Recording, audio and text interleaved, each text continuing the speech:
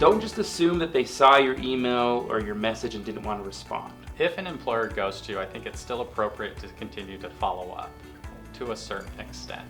Okay?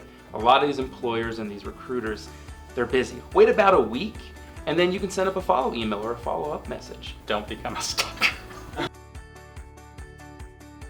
They'll expect you to respond. If they reach out to you, they're going to expect some kind of a response. The biggest expectation I think employers have for students is that, one, that their LinkedIn and Handshake profiles are completely filled out.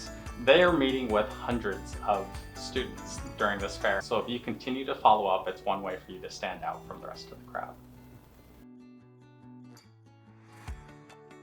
Write a thank you note. Within 24 hours, send a thank you email or message to that recruiter to let them know that you appreciated talking with them. Look for those recruiters on LinkedIn and ask for a connection.